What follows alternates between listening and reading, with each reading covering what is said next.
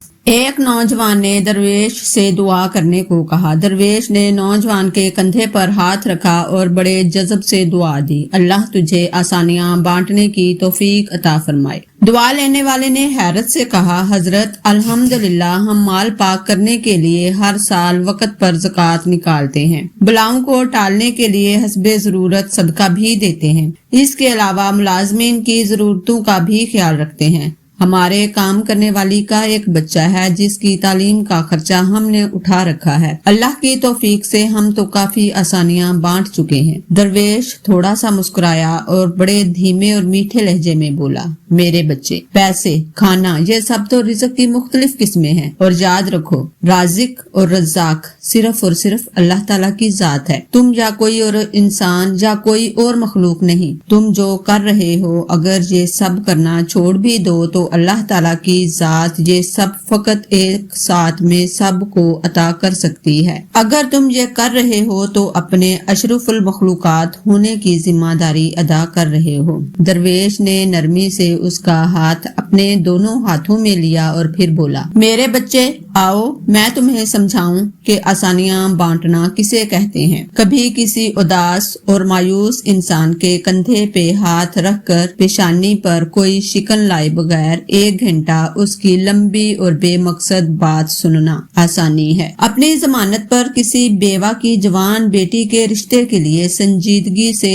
تگو دو کرنا آسانی ہے۔ صبح دفتر جاتے ہوئے اپنے بچوں کے ساتھ محلے کی کسی یتیم بچے کو اسکول لے جانے کی ذمہ داری لینا یہ آسانی ہے۔ اگر تم کسی گھر کے داماد یا بہنوئی ہو تو خود کو سسرال میں خاص اور افضل نہ سمجھنا یہ بھی آسانی ہے۔ غصے میں بپھرے کسی آدمی کی کڑوی کسیلی اور غلط بات کو نرمی سے برداشت کرنا یہ بھی آسانی ہے۔ چائے کے کھوکھے والے کو اوئے کہہ کر بلانے کی بجائے بھائی یا بیٹا کہہ کر بلانا یہ بھی آسانی ہے۔ گلی محلے میں ٹھیلے والے سے بحث و مباحثے سے بچ کر خریداری کرنا یہ آسانی ہے۔ تمہارے اپنے دفتر، مارکیٹ یا فیکٹری کے چوکیدار اور چھوٹے ملازمین کو سلام میں پہل کرنا، دوستوں کی طرح گرم جوشی سے ملنا، کچھ دیر رک کر ان سے ان کے بچوں کا حال پوچھنا یہ بھی آسانی ہے۔ ہسپتال میں اپنے مریض کے برابر والے بستر کے انجان مریض کے پاس بیٹھ کر اس کا حال پوچھنا اور اسے تسلی دینا یہ بھی آسانی ہے۔ ٹریفک اشارے پر تمہاری گاڑی کے آگے کھڑے شخص کو ہارن نہ دینا جس کی موٹر سائیکل بند ہو گئی ہو، سمجھو تو یہ بھی آسانی ہے۔ درویش نے حیرت میں ڈوبے نوجوان کو شفقت سے سر پر ہاتھ پھیرا اور سلسلہ کلام